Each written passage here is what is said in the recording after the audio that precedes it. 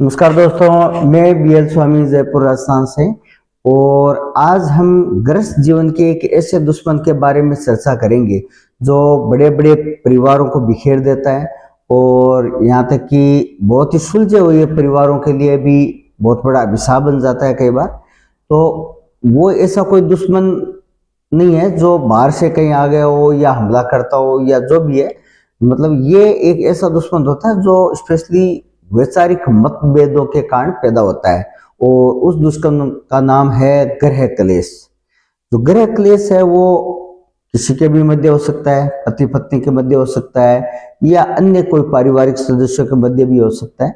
लेकिन सबसे बड़ी बात जो ये है कि कितना भी सेटल परिवार हो, कितना भी इज्जतदार परिवार हो और चाहे वो धनवान परिवार ऐसा हो जो सातों सुख सुविधाएं, जैसे बोलते हैं कि हम सातों सुख जिस घर में हो, तो उस घर में भी यदि क्लेश का प्रवेश हो जाता है तो सारी चीजों को तहस नहस करने का एक मतलब रास्ता खोल देता हूँ। और ये मान सकते हैं कि सारी चीजों पे वो पानी फेरने का प्रयास करता है। तो स्पेशली जो क्लेश होता है वो पति पत्नी के मध्य भी हो सकता है, भाई भाइयों के मध्य भी हो सकता है या माता पिता और उनके बच्चों के मध्य भी हो सकता है, इनके भी मध्य हो। लेकिन ये बहुत बड़ा अभिशाप होता है और जहां तक हो हमें प्रयास करना चाहिए कि ग्रह क्लेश से बचना चाहिए। तो सबसे पहले ज्यादा जो ग्रह क्लेश होते हैं वो ज्यादातर पति पत्नी के मध्य होते हैं और वो एक इतना खतरनाक है जो पूरे परिवार को तहस नहस करके छोड़ता है। और इसमें क्या होता है कि स्पेशली वैचारिक मतभेद ही होते हैं। अब जैसे शादी होती है तो लड़की अलग परिवेश से या अलग घर से आती है, लड़का वो अलग घर से है, तो जरूरी नहीं है कि दोनों ही घरों की स्थितियां एक जैसी हो या दोनों ही तरफ परिवारों के विचार है वो एक जैसे मिलते जुलते हो। लेकिन हमें ये सामंजस्य बिठाना पड़ता है, आपस में समझना पड़ता है एक दूसरे को।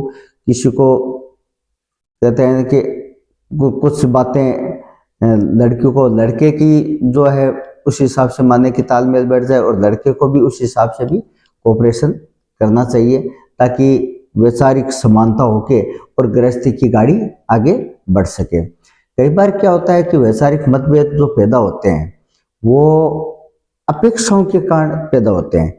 हो सकता है जैसे लड़की की अपेक्षा इतनी ज्यादा हो कि नए घर में मुझे ये मिलेगा वो मिलेगा और आगे चल के उसकी अपेक्षाओं के अनुसार ऐसा कुछ नहीं हो पा रहा हो, तो वो भी कारण होता है। कई बार लड़के की अपेक्षा भी होता है कि लड़की के आने के बाद में घर का ये काम इस हिसाब से होगा उस हिसाब से होगा। हो सकता है उसने कई प्रकार के कहते हैं कि अपन मतलब दिन में सपने भी देख लेते हैं कई लोग कि ऐसा होगा, तो ऐसा नहीं होना चाहिए। एक्चुअली में क्या है कि जैसे लड़की की शादी होती है तो अपने घर बार को छोड़ के नए घर जाती है, घर बार माता पिता सबको छोड़ के, तो उसको भी वहाँ पे जो भी सदस्य है उनको समझना चाहिए कि ये अपने घर आई है तो एक पारिवारिक सदस्य है और जो अपनी तरफ से जो भी बेटर है वो बेटर करने का प्रयास करेगी। जो भी आगे घर संभालने का तरीका है या जो भी उनके साथ तालमेल है तो अपना समझ के ही करेंगे। तो ये भी एक सकारात्मक विचार हमें या जो भी ससुराल पक्ष के लोग हैं उनको रखना चाहिए। साथ ही कहते हैं कि अच्छे संस्कारों का भी एक बहुत बड़ा रोल होता है। दोनों तरफ यदि संस्कार अच्छे हैं तो ऐसी स्थितियां उत्पन्न नहीं होती हैं। तो जहाँ पे भी स्थितियां उत्पन्न होती है तो संस्कारों की भी कहीं न कहीं थोड़ी बहुत कमी रहती है। साथ ही वैचारिक मतभेद होते ही हैं जिनके कारण क्लेश उत्पन्न होता है। तो प्रयास करें कि किसी भी स्थिति में हम मतलब क्लेश से बच सके। और इसके बचने का तरीका ये है कि आपसी सामंजस्य बिठाने का प्रयास करें। साथ ही इसके जो दुष्प्रभाव उनके बारे में बताना चाहूंगा कि ग्रह क्लेश से एक तो मानसिक अशांति तो रहती है, साथ ही मानसिक अशांति के कारण धीरे धीरे जो भौतिक स्वास्थ्य फिजिकली जो स्वास्थ्य उस पर भी प्रभाव पड़ता है। साथ ही जो घर की जो समृद्धि और ऐश्वर्य उस पर भी फर्क पड़ता है, क्योंकि कहते हैं ना कि जहाँ क्लेश होता है वहाँ कुमति और कुलक्ष्मी आती है। कुमति यानी कि कुबुद्धि, कुबुद्धि आती है, या कुलक्ष्मी आती है यानी शुभ लक्ष्मी नहीं आती। और जहाँ शांति होती है वहाँ शुभ लक्ष्मी आती है, सुमति आती है, यानी अच्छी बुद्धि का समावेश वहाँ होता है। तो क्लेश यदि वहाँ होता है तो दिमाग भी पर असर पड़ता है, जिससे जो भी घर के जो भी सदस्य काम कर रहे हैं, चाहे वो नौकरी कर रहे हो या अपना व्यवसाय कर रहे हो, तो उस पर वो पूर्ण रूप से ध्यान नहीं दे पाते, या वो अपने दिमाग का समुचित रूप से उपयोग नहीं कर पाते, या अपनी जो भी योग्यताएं हैं उनका भी समुचित रूप से उपयोग नहीं कर पाते हैं। तो इसलिए वैसे भी मतलब कि उनके काम धंधे या नौकरी जो जो भी है उन पे भी कुप्रभाव पड़ता है। साथ ही एक कहते हैं कि हम एक आध्यात्मिक रूप से भी, जैसे मैंने बताया कि कुलक्ष्मी या कुमति का प्रवेश होता है, तो वहाँ कहीं कुछ न कुछ अप्रिय घटनाओं का एक घटना सामान्य हो सकता है, या घटने की संभावना ज़्यादा रहती है।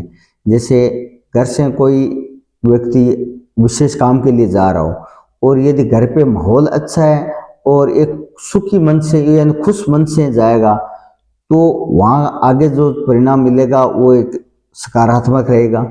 और यदि घर का माहौल खराब है और दुखी मन से कहीं जा रहा है, तो जहाँ पे भी वो जा रहा है तो उस हिसाब से उसको परिणाम भी नकारात्मक ही मिलने की संभावना रहती है।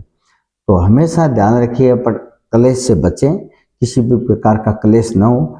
साथ ही गृह क्लेश से एक जो नुकसान जो बहुत खतरनाक होता है वो है बच्चों पर। यानी घर में क्लेश होता है तो बच्चों के स्वास्थ्य पर, उनके जो मानसिक स्वास्थ्य पर, और उनके जो लालन पालन मान सकते हैं या उनकी जो प्रगति है उस पर भी असर पड़ता है। क्योंकि बच्चे जब बड़ों को देखते हैं आपस में झगड़ते हैं तो वो मन ही मन बहुत दुखी होते हैं, उदास रहते हैं।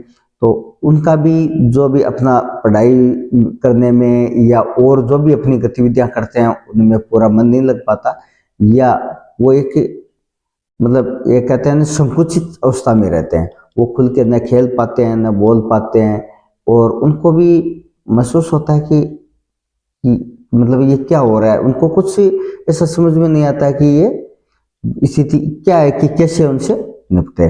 तो हमें उनके बारे में भी सोचना चाहिए कि हम ऐसा माहौल पैदा नहीं करें जिससे हमारे खुद के स्वास्थ्य और जो भी काम काज है घर की समृद्धि उस पर तो कुप्रभाव पड़ ही रहा है। साथ ही बच्चों के लिए भी ये एक बहुत ही नकारात्मक स्थिति पैदा हो जाती है, यानी कि उनका जो आगे बढ़ने का या जो भी पढ़ाई करने का जो माहौल है वो खराब होता है। तो ये भी एक विकट स्थिति होती है जिसमें कई प्रकार के मतलब कष्ट घर में पैदा हो सकते हैं। तो इससे बचने का तरीका जैसे मैंने बताया कि वैचारिक सामंजस्य बिठाएं, या छोटे छोटे कोई मतभेद है तो आपस में मिलजुल कर उनको सुलझाने का प्रयास करें मिल बैठ के। और साथ ही मन में ऐसी स्थिति लाएं कि हम एक ही परिवार के सदस्य हैं और हम एक दूसरे का भला चाहने वाले हैं, कोई किसी का दुश्मन नहीं है। और हम यदि मिलजुल के चलेंगे तो उसकी एक अलग ही रौनक होगी। ऐसे यदि विचार परिवार के सदस्यों के बीच में होंगे तो मतभेद आसानी से निपटाए जा सकते हैं।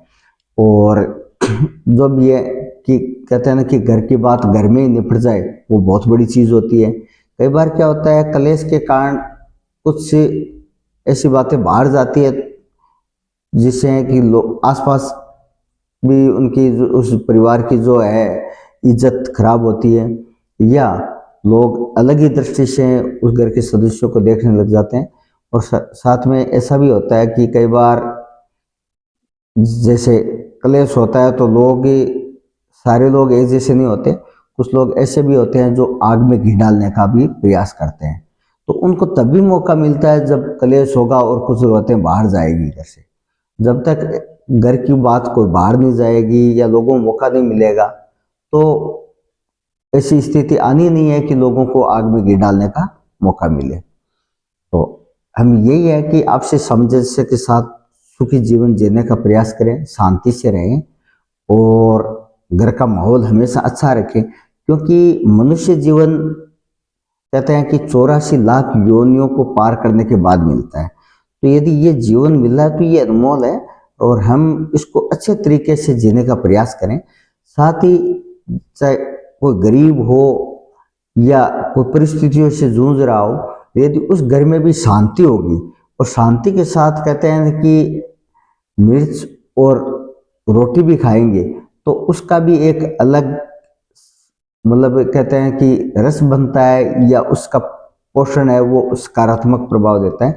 और यदि कहीं क्लेश है और वहाँ पे 56 प्रकार के भोजन भी उपलब्ध है तो वो भी व्यर्थ है। तो प्रयास करें कि हम जैसा भी माहौल है, जो भी परिस्थितियाँ हैं उनमें शांति से रहें और आपसी सामंजस्य से रहें और लगातार प्रयास करते रहें कि वक्त के अनुसार आगे कैसे बढ़ें।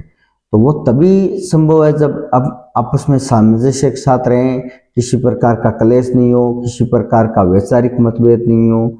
यदि वैचारिक मतभेद आदि होते हैं तो फिर आगे सोचने का या आगे बढ़ने का जो भी रास्ते होते हैं वो भी अवरुद्ध होते चले जाते हैं। तो मैं यही कहना चाहूँगा कि हम हमेशा घर में शांति और सुखी रहें, शांति के साथ जीवन व्यापन होता रहे, यही बहुत बड़ी चीज़ होती है। और साथ ही हम ऐसे काम करें जिनसे प्रगति या कहते हैं ना कि मतलब ऐसी स्थिति पैदा हो जिससे प्रगति का पथ नजर आए सबको। और साथ ही कई बार ऐसा भी होता है कि गृह क्लेश के कारण कहते हैं ना कि गुस्सा आता है लोगों को, तो एंगर इज हाफ मैडनेस। तो गृह क्लेश के कारण गुस्से गुस्से में इतने नुकसान हो जाते हैं जिनकी भरपाई जीवन भर नहीं हो पाती है। तो गृह क्लेश के कारण कई बार हत्या और आत्महत्या जैसी स्थितियां भी पैदा हो जाती हैं। तो इसलिए इस क्लेश का कहीं पे भी थोड़ा बहुत भी ये कहते हैं कि बीजारोपण हो रहा हो या शुरुआत ही हो रही हो तो वहीं पे हमें इसको खत्म करने का प्रयास करना चाहिए। अच्छा, गृह क्लेश का एक मुख्य कारण मैं आपको और बताता हूँ, जो नशा। कई बार किसी को नशे की आदत होती है, जैसे शराब वगैरह की, शराब पी के आते हैं तो पति पत्नी के मध्य झगड़े हो सकते हैं या भाई भाई के मध्य हो सकते हैं। तो नशे से भी हमेशा मनुष्य को दूर रहना चाहिए। नशे से खुद के शरीर का नुकसान तो होता ही है, पैसों का भी नुकसान होता है, इज्जत का भी नुकसान होता है। और साथ ही यदि खुद के स्वास्थ्य पे असर पड़ेगा, धीरे धीरे यदि एक इंसान कमाने वाला है वो धीरे धीरे यदि बीमार हो जाता है स्वास्थ्य पे असर पड़ने के कारण, तो वो पूरे परिवार के लिए एक अभिशाप होता है। क्योंकि जो मेन कमाने वाला आदमी यानी मुख्य आदमी था वो यदि बीमार हो जाता है तो उस घर की स्थिति क्या हो सकती है अपन बखूबी समझ सकते हैं। तो कोशिश करें कि किसी भी प्रकार के नशे से दूर रहें, क्योंकि नशा कहते हैं कि नाश का द्वार है। और नाश का द्वार हम इजीली समझ सकते हैं कि स्वास्थ्य पे असर पड़ता है और कमाने वाला इंसान यदि बीमार हो जाता है पूरे परिवार की आर्थिक स्थिति और उस घर का जो भी माहौल है उस पर असर पड़ता है। साथ ही जब तक बीमार न हो तो भी नशा करके कोई इंसान घर आता है तो आपसे क्लेश होता है और क्लेश के कारण भी माहौल खराब होता है। तो इस प्रकार हम कोशिश करें कि ऐसा कोई भी कारण जो क्लेश को उत्पन्न करता हो उससे हम दूर रहें और जितना संभव हो घर में शांति के साथ हम जीवन व्यापन करें। उचित स्वास्थ्य के साथ यानी कि शांति रहेगी तो मानसिक स्वास्थ्य भी रहेगा, अच्छा रहेगा। और मानसिक स्वास्थ्य पर भी प्रभाव डालता है। मानसिक स्वास्थ्य जिनका अच्छा रहता है तो स्वास्थ्य भी उचित बना रहता है। तो हम सदैव सुखी जीवन और स्वस्थ जीवन जीने का प्रयास करें। धन्यवाद।